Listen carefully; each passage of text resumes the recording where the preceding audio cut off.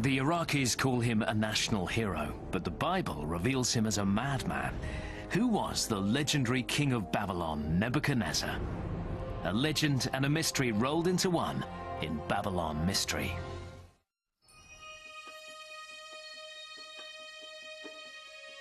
Mesopotamia, the land between the rivers, is between the Euphrates and the Tigris, and was once the birthplace of culture.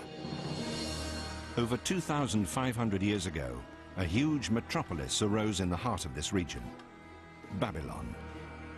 The man who ruled over it made the city one of the wonders of the world, and his name was Nebuchadnezzar. The structures constructed by the king of the Euphrates became myths, like the huge Tower of Babel, which was to appeal to the imagination of generations to come. Today, only rubble remains, but modern archaeologists can gain an understanding of the lost world from the remaining fragments. Latest technology preserves the cuneiform signs, the oldest written language, on thousands of ancient tablets, and scientists can now decipher them. The images can bring the lost city of Babylon back to life, and with it comes a far greater understanding of Nebuchadnezzar and of the cosmology of the Babylonians.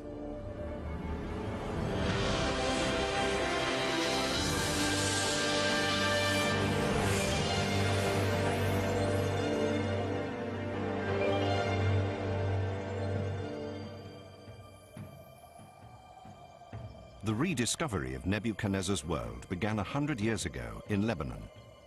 The French consul, Henri Poignot, explored the region round El Hermel in search of ancient artistic treasures. At the time, there were many expeditions by colonial administrators. The 19th century was the time of great discoveries. Wherever they went, they seemed to make new and important finds. The legendary city of Troy had been excavated.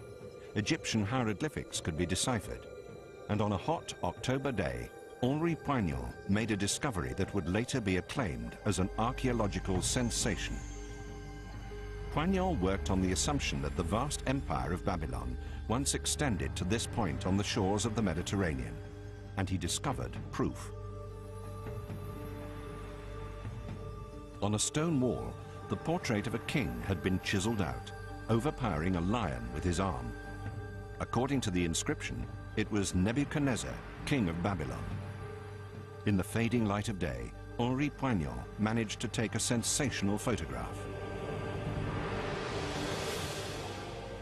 This is the earliest depiction of Nebuchadnezzar that has been found. The weathered relief in stone unites ancient myths and legends.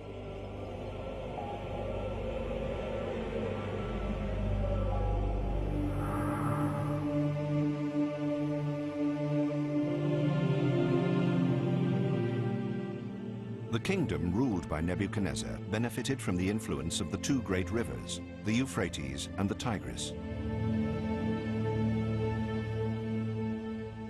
As long ago as 2,500 years before Nebuchadnezzar, works of art were created that bear witness to the cultural achievements of the period and convey a curious picture of the people of that age.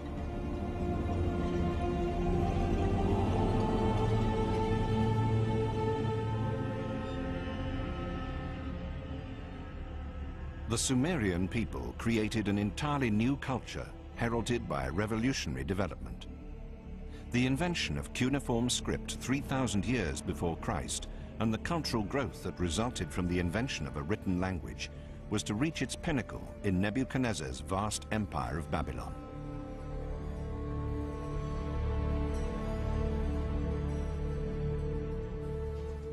The new technology spread from ancient Uruk to the whole of Mesopotamia, extending far to the north. It also spread to the Mediterranean in the west and to the cultural sphere of Palestine. Nebuchadnezzar's kingdom extended as far as Egypt and Jerusalem, a veritable empire.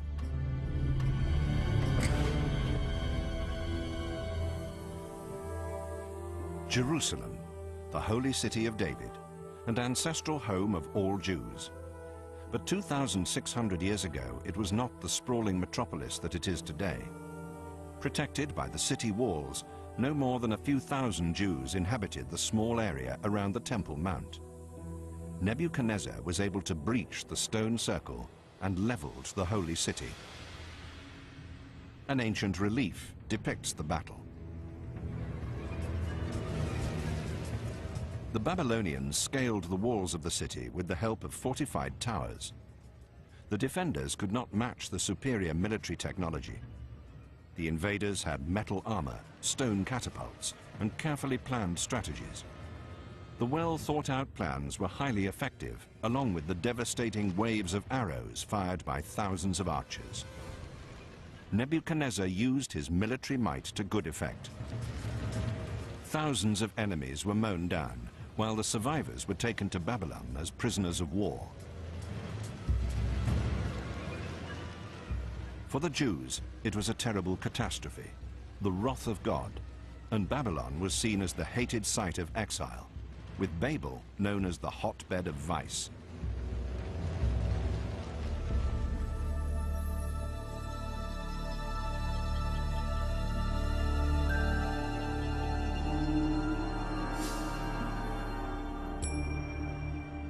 To this day, the remains of Babylon can be seen in Iraq. But at the beginning of the 20th century, all that could be seen of the former metropolis were foundation stones and rubble. The buildings, just 20 years old, are mere reconstructions.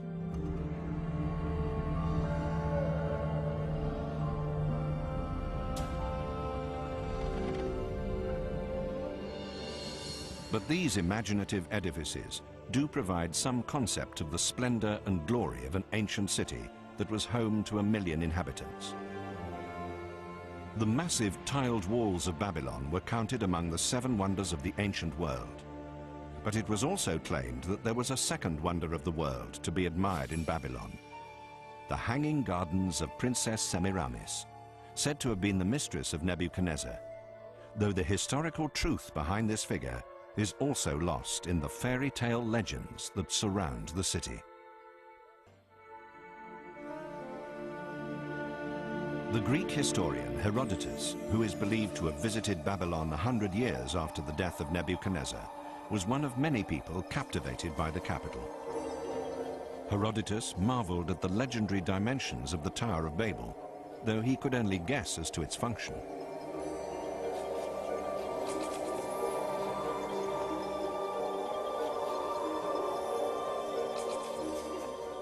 As he tried to describe the sights, he let his imagination run wild as he enthused about the city with streets 16 meters wide, walls 25 meters thick, and an urban area that stretched for 96 kilometers.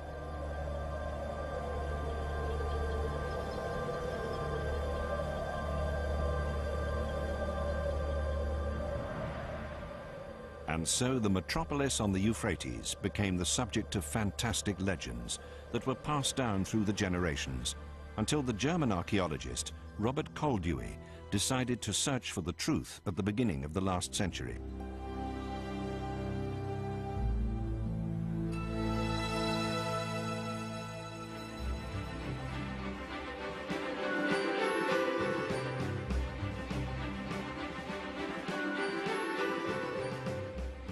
When Koldewey reached the presumed site of the ancient city of Babylon, all that could be seen were piles of rubble covered by the drifting desert sands. But Koldewey was certain that the legendary Babel was buried there. The initial excavations revealed remains of vast city walls and confirmed his belief that only the capital of Babylon could have had such mighty defenses. Koldewey had found the remains of the walls that Herodotus had reported with such admiration, and the Babylonians had insulated the tiled structures against humidity by using bitumen, an amazing technological achievement for the day.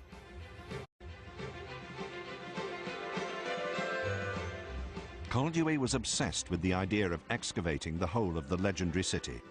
For 18 years, even during the First World War, he excavated the site almost without interruption. Today, his followers still work with shovels and spades. The excavations that began in Iraq 100 years ago have taken them on an archaeological journey back through time to the Empire of Babylon.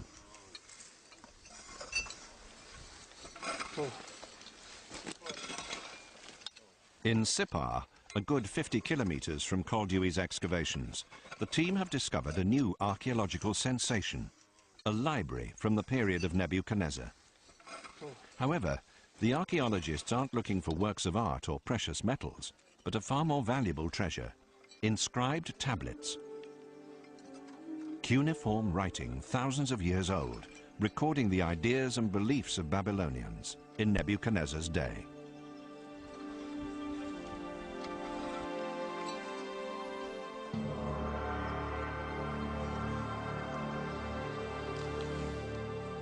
The archaeologists have been able to unearth over 300 clay tablets, valuable texts describing rites and customs, myths and politics.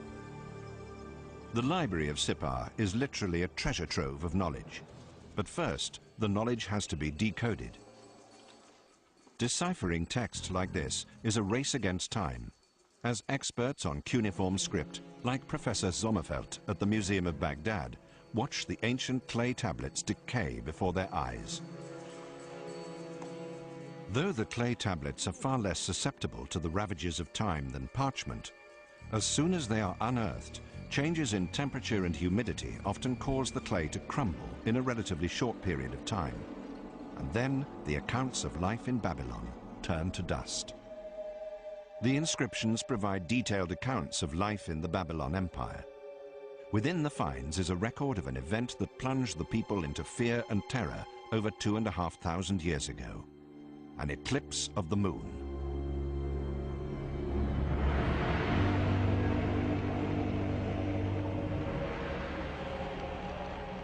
The clay tablets tell of the day when the moon disappeared and priests all over the city had to light fires.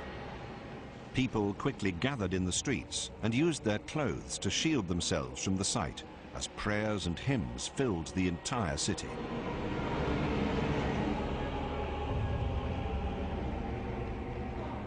The soldiers of the king dipped their hands into dark clay and smeared it over their faces, covering them entirely. Only in this way could the moon, believed by the Babylonians to be a god called Sin, be appeased. Only then would the god be prepared to show his face to mankind once more.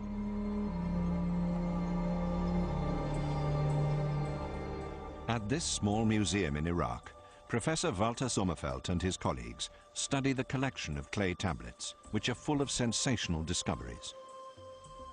The weathered inscriptions are true treasures of archaeological exploration as they shed light on the lost civilization of ancient Babylon. These people, the Sumerians, Babylonians and Assyrians, were compulsive writers. They kept records of everything that could possibly be preserved in text, letters, accounts of everyday life, and also the entire body of scientific knowledge available at the time. Literature, mythology, astrology, everything we know about them has come down to us by means of clay tablets, and so far we've found about 1 million of them. We estimate that in the region around Iraq, there could be 100 million more buried in the ground, and only a small proportion of the texts we've found so far, about 25%, have been deciphered. With so many clay tablets holding so much information, it's hardly surprising that archaeologists are eager to preserve the legacy of Nebuchadnezzar with the aid of the latest technology.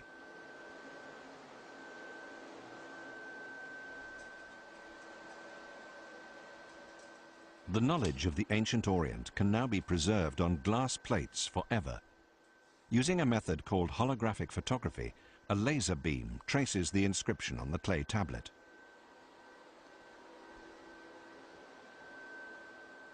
A system of mirrors allows the image to be reproduced on a photographic plate and fixed by using a special developing process.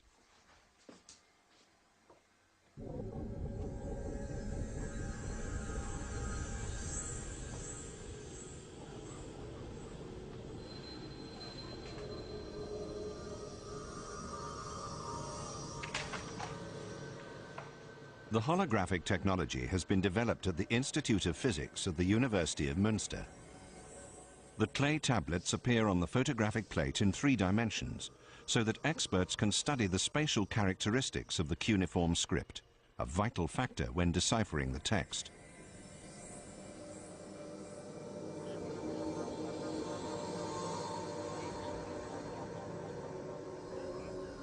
The image resolution of the hologram is so detailed that even individual symbols within the text can be examined under the microscope without damaging the original in any way. And the hologram can also be made available over the internet, so decoding teams can work simultaneously all around the world.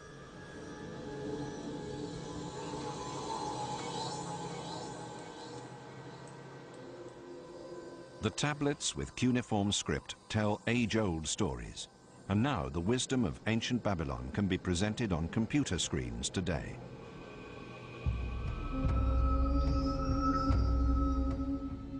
Among them are the accounts of ancient sacrificial rituals that show how far everyday life in Babylon was dominated by strong religious beliefs. The record also proves that the stories of the godless pride shown by the people of Babel as related in the Bible were nothing but hostile propaganda. In the sacrificial ritual, everything was regulated down to the smallest detail. The type of oil the priest had to wash his hands with, and the exact position he had to adopt when he examined the claws and teeth of the animal to be slaughtered.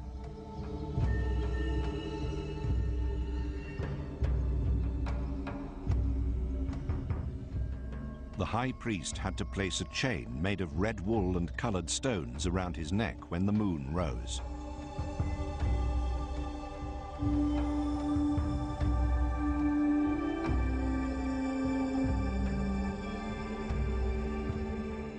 Only then could the body of the animal be slit open and the liver removed.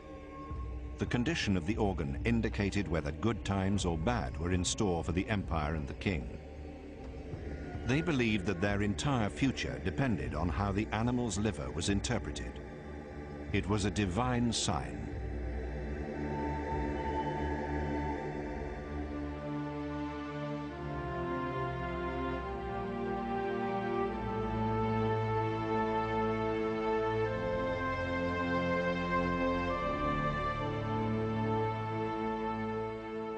Up to 100 years ago, Koldewey wrote that the ancient culture of Babylon was buried under a shroud of drifting sand. And even today, experts estimate that thousands of texts are still hidden beneath the ground in Babylon.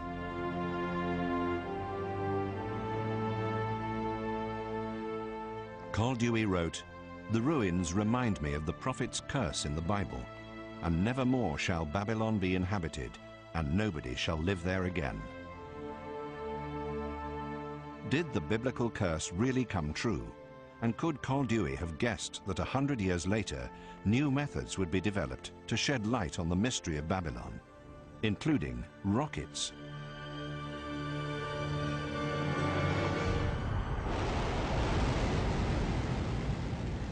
The Russian Soyuz carried a surveillance satellite into outer space. In the days of the Cold War, the technology was employed to spy out enemy territory using photographs from space.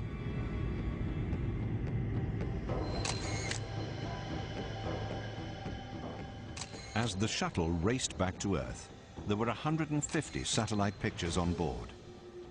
Among them was one of an area 32 degrees north and 44 degrees east, Iraqi territory. Moscow, Leningrad Prospect 47, formerly the headquarters of Soviet military intelligence. With the Cold War over, the satellite pictures that were used to spy on enemies are now available for research purposes.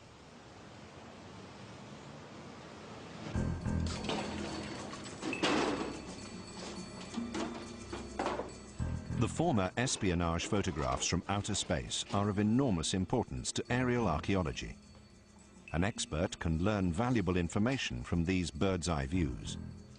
The outlines of structures that have long collapsed and are buried deep underground may appear in aerial shots as variations in vegetation and color.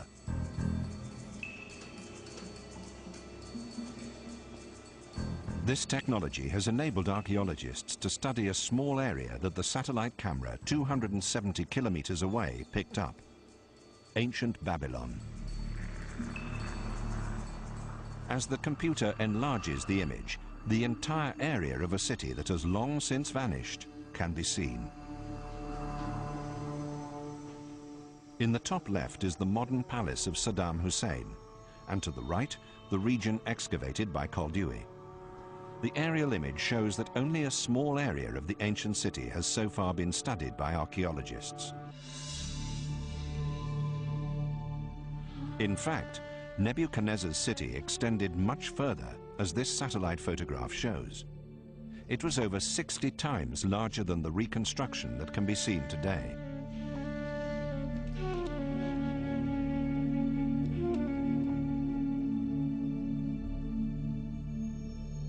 And from the air, one outline can be seen very clearly: the shape of a building that was destined to become a legend, the Tower of Babel. Today, all that can be seen is a pond. The aerial image indicates that the structure was set out on a square base, so all the reconstructions made by medieval painters were simply products of their own imagination. The Tower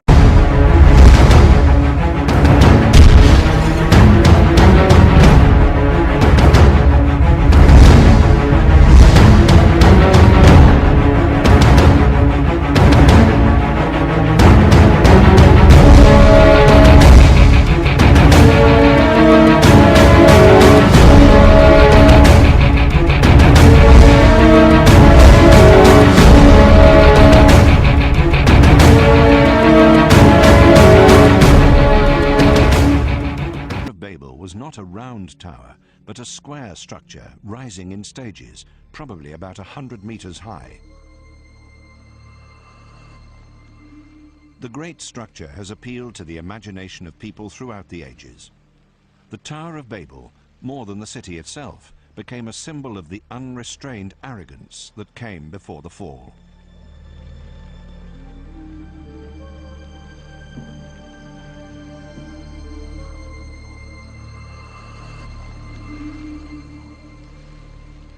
Herodotus, the father of historical writing, may well have seen the Tower of Babel when half of it still remained, even though the decline of the city began almost as soon as Nebuchadnezzar's son succeeded him. At least in his mind's eye, Herodotus would have been able to picture the magnificent scene as the royal procession began to climb the tower, climbing to the blue temple at the summit, the temple of Marduk, god of the city.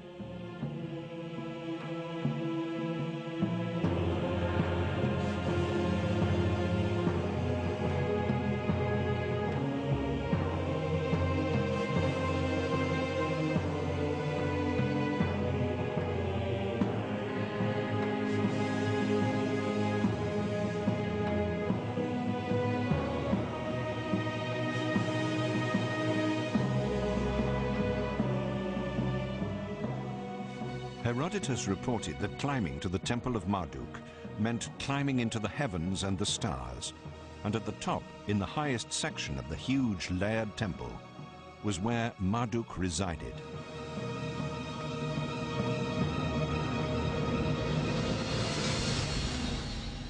Herodotus let his imagination run away with him and wrote that on a golden bed lies a Babylonian virgin, the consort of the god, and from time to time the god himself appears.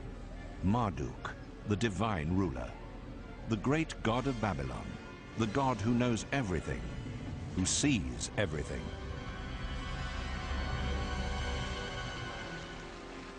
The fantastic account Herodotus gave was a mixture of imagination and reality, which were born from the repeated stories told in Babylon as it sank into ruin.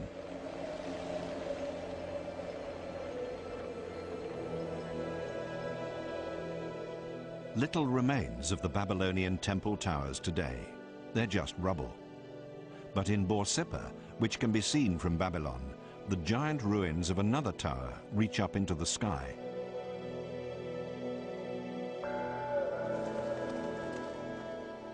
Experts believe that these towers were not only temple complexes, but also vantage points that enabled Babylonian astronomers to study the movements of the stars. But Nebuchadnezzar and his astronomers were not merely studying natural sciences while gazing into space. They regarded the celestial bodies as gods and believed that the movements of immortal forces in the cosmos above reflected all aspects of reality down on Earth.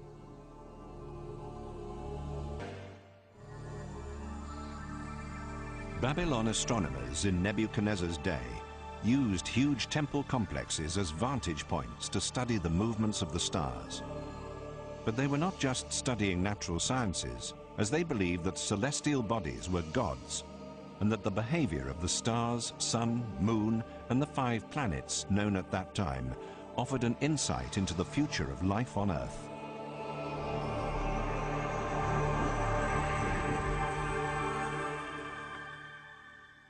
The German Museum in Munich.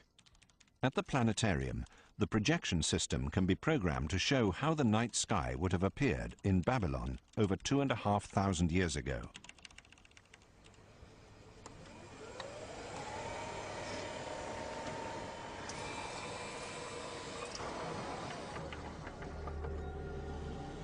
In the artificial sky of the planetarium, thousands of stars appear, as they would have done to Nebuchadnezzar himself.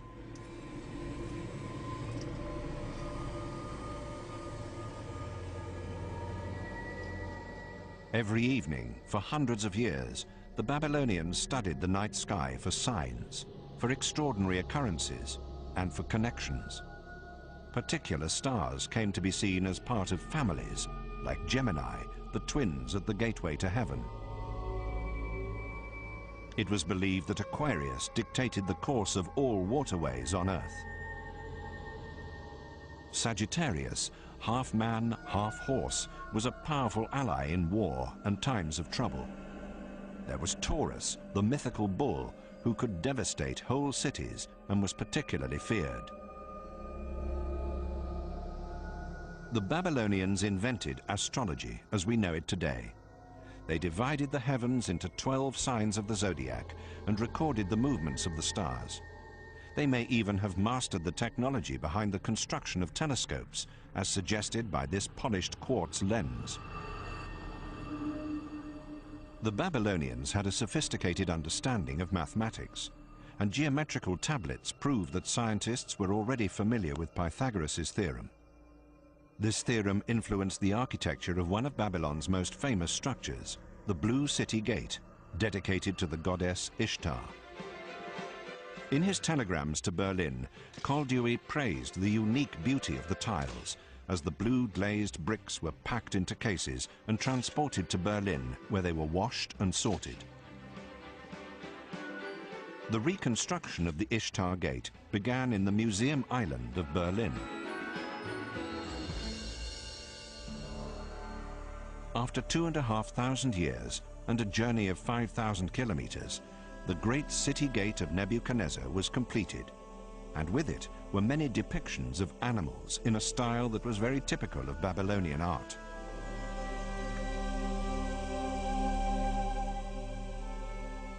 The images of animals worshipped by the Babylonians as companions of the gods would have graced the walls of the processional way and guided every visitor into the center of the city.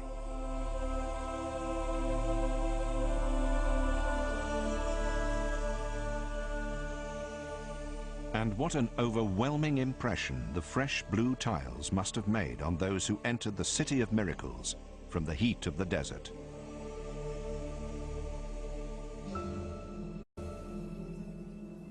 The bricks were glazed blue, but how was it possible for such an unusual technique to be developed 2,500 years ago? A chemist, Stefan Fitz, submitted tile fragments from Babylon to spectrum analysis and solved the mystery. Together with ceramic specialist Andreas Fritscher, he uncovered the complex technical process involved. The initial step was very important, as a precise mix of sand and soda derived from vegetable ash had to be followed. The mixture was then fired to create a type of glass that was then used as the basis for the glaze. Today, a computer-controlled kiln is used to achieve the exact temperature of 950 degrees centigrade that is required. How the Babylonians measured and maintained this constant temperature remains a mystery.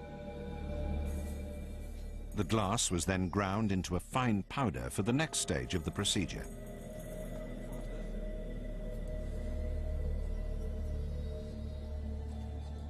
Tiny quantities of cobalt and copper oxide were added to the powder.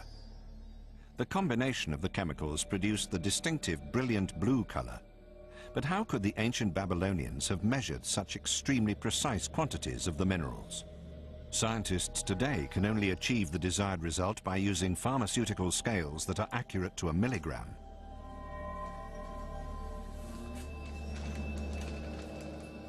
Dr. Stefan Fitz then added distilled water to turn the powder into a creamy liquid, which is the finished glaze.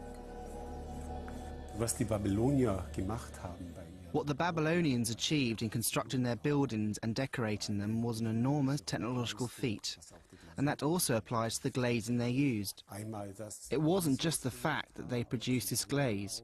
You also have to remember that many of the ingredients weren't readily available in that country at the time. So a great deal had to be imported from countries that were at the other ends of the earth in contemporary terms. The enormity of what they accomplish cannot be overemphasized.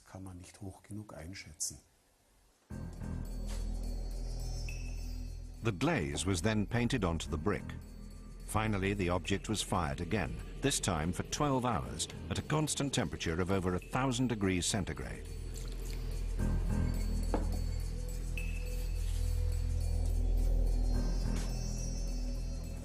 The Babylonians were apparently masters of this brick glazing process, and on a huge scale. The Ishtar Gate alone was clad in over 20,000 outer bricks. This gave it a brilliant blue sheen, a reflection of the sky above.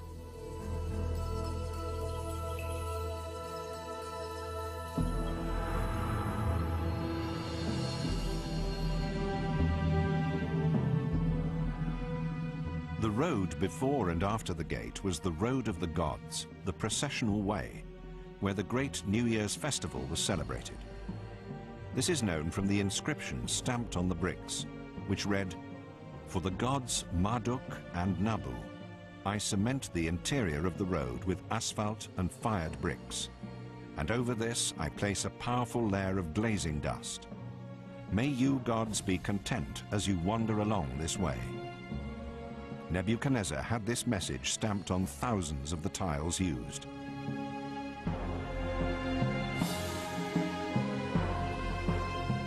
The Tower of Babel, the Ishtar Gate, and the processional way were all works of devotion to the gods.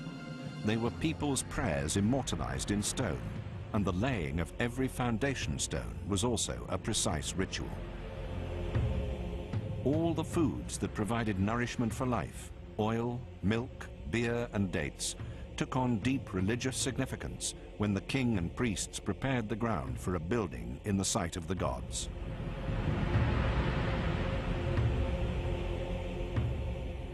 The ancient clay tablets mentioned the complex rituals and described them in great detail.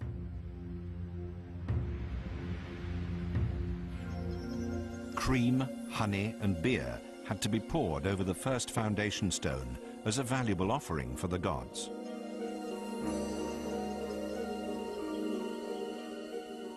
Clay-fired statuettes, envoys of the gods, were placed on the sacred stone, each of them holding a metal shaft in its hand as a symbol of divine power.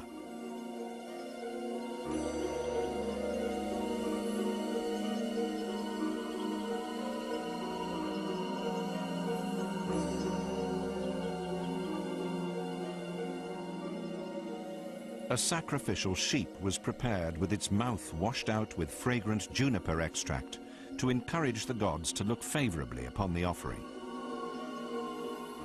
White, purified flour, the sacred fruit of the soil, was then sprinkled over the statuettes. This ensured that growth and prosperity would surround the building to be constructed. Then the statuettes were buried in the ground, the place that would soon bear the weight of the new structure. Long after the building itself has collapsed, the statuettes used in the ceremony survive to this day.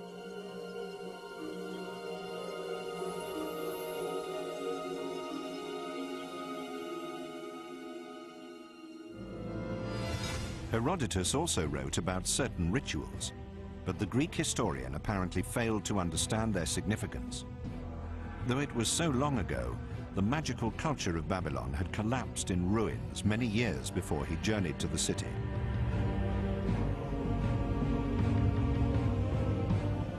What remained, however, was a deep admiration for the buildings that still stood, such as the city walls. Herodotus must have fallen under their spell, as experts now believe that the measurements he supplied were wildly exaggerated.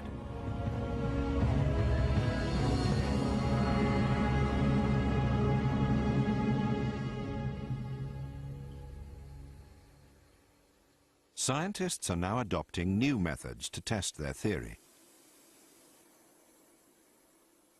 In this laboratory, the seventh wonder of the world is recreated, the walls of Babylon, on a scale of 1 to 100. Laser cutters make it possible to punch out holes 1,000 at a time and precisely trace the surface profile of the tiled brick walls connecting them. Never before has Babylon been recreated with the help of such modern technology.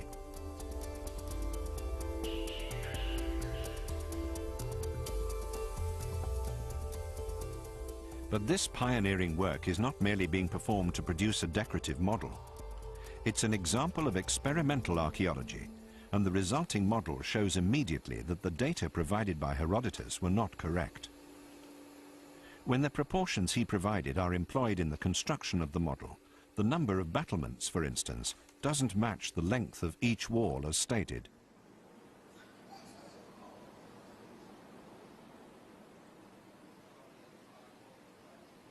The city walls didn't stretch for 96 kilometers, as Herodotus said, but only for about 19. And apart from the major structures, the brick houses of the metropolis were only 1 or 2 stories high.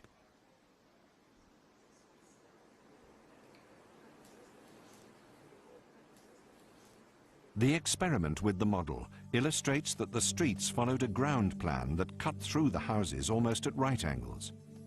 Babylon was constructed as a gigantic fortress.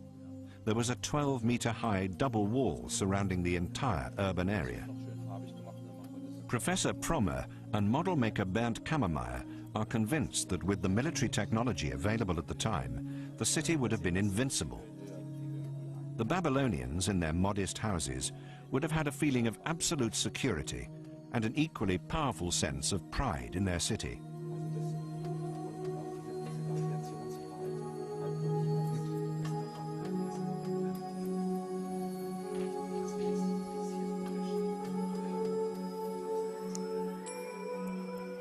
The camera shows the sense of awe that the ancient city dwellers must have had for the environment that dominated their everyday lives.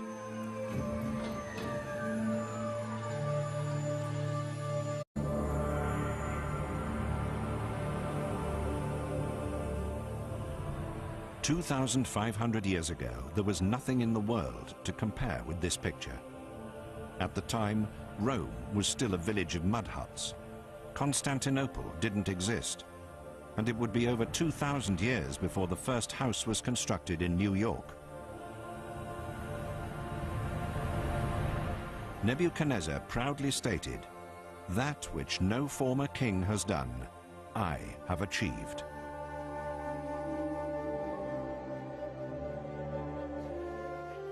Professor Walter Sommerfeld of the University of Marburg speculates at how the people who lived in this metropolis celebrated their cult festivals. Man muss sich ein Fest so vorstellen, dass im Mittelpunkt die sehr eindrucksvollen Götterbilder standen. You have to imagine a festival with an extremely impressive statue of a god in a central position. It was huge and brightly coloured, with ceremonial decorations. The king was there, along with the high priests. There was singing by the light of the flaming torches. Something of a similar kind of religious sentiment is still found today in India. We can't take part in Babylonian festivals like this anymore, but at least there are a great many parallels in India that enable us to capture something of the atmosphere of that time.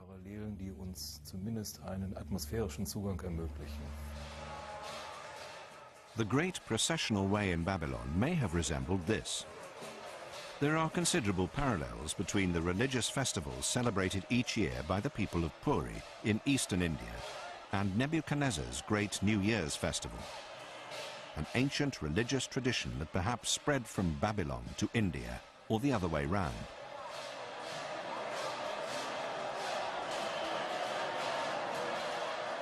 The comparison of the celebrations in India with accounts written on ancient clay tablets is certainly striking. Just as in the New Year festival of ancient Babylon, the ancient statues of the gods are brought out of the temple in Puri, draped with ceremonial decorations and placed on a sacred cart. The king of Puri has been likened to a reincarnation of Nebuchadnezzar. As in Nebuchadnezzar's day, the king has to follow the customs closely, as they're the rules of the gods.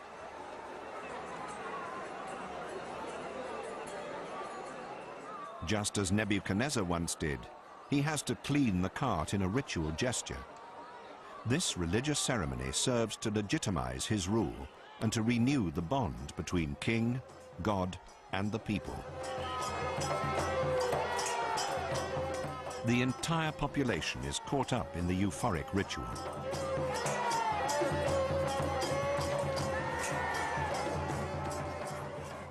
Finally, everyone comes together to pull the statue of the gods through the streets, hauling it along on its massive ropes. Religion here is not an abstract concept, but something that is lived and revered every day.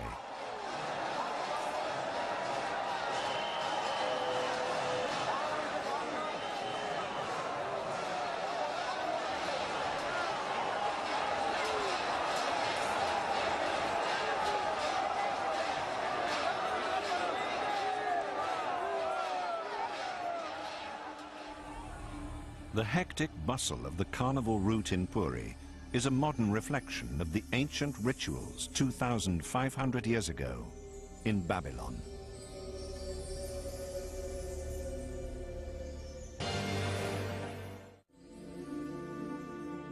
The German archaeologist Koldewey excavated part of the ancient city of Babylon in the early 1900s and continued to make new discoveries at the site for the following 18 years. But he was never able to grasp at anything more than the rubble and bricks. The ancient world of the Orient remained a mystery to him. But his imagination sometimes constructed gigantic palaces from a little rubble. And he once wrote in a telegram to Berlin, "I have discovered the hanging gardens of Semiramis." In fact, he had found nothing more than the extensive ruined walls around Nebuchadnezzar's southern fortress. But his eagerness led him to believe that such huge walls must have supported an enormous superstructure, like the Hanging Gardens, as depicted in a 3,000-year-old Assyrian stone relief. Did the legendary terraced gardens of Semiramis ever exist, or was it just a fantasy created by later generations? With the aid of another model, archaeologist Professor Michael Promer discovered the Hanging Gardens could have existed. The precise measurements and the carefully thought-out construction indicate that this must have been a real structure. Of course, we are not faced with the incredible weight of material and the need to make everything watertight, which must have been a special problem, a massive problem for the engineers of the time. And they tried everything possible: lead sheets, asphalt lining, and layers of tiles, and then vaults underneath. And of course we have no idea how watertight it really was, but it's an incredible project, and it was never attempted again in this form. At the back, the water supply was apparently fed up to the top level, and it seems that the water was allowed to seep down via these terraces, which means that the whole structure was permanently underwater. And you can see from the gigantic walls, from the thickness of the walls, in comparison to the quite narrow vaults, that they were well aware of this problem. It was thought that the roots of the trees would reach right down to the bottom, which is of course nonsense. But that's what the people thought. It must all have been filled with soil, which would mean the water would seep through. So keeping this building in a stable condition was a miracle in itself. You have to remember that. It appeared that the Hanging Garden of Semiramis was not a legend, but reality. In Iraq, there were still water wheels in use that could have brought water from the Euphrates to irrigate the gardens.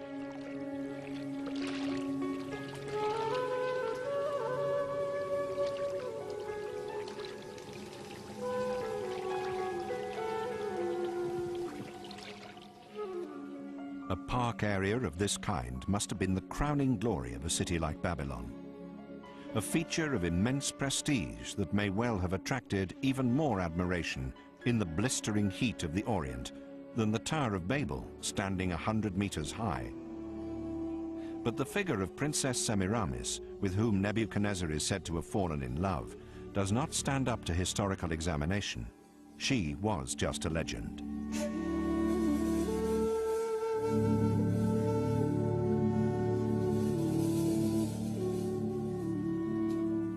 Together, Princess Semiramis and her hanging gardens formed a romantic symbol of the most amazing metropolis in the ancient Orient.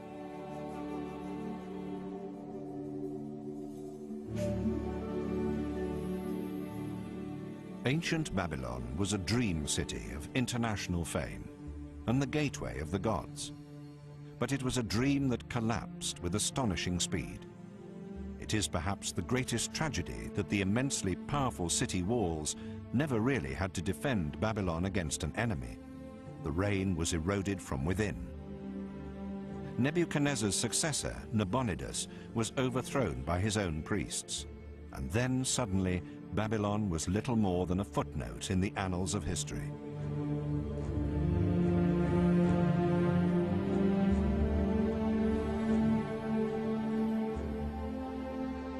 In the end, the Bible seems to have been correct when it made the terrible prophecy, "The city shall be rotten and destroyed for all time, and never more shall Babylon be inhabited, and nobody shall live there again, neither people nor cattle, forevermore."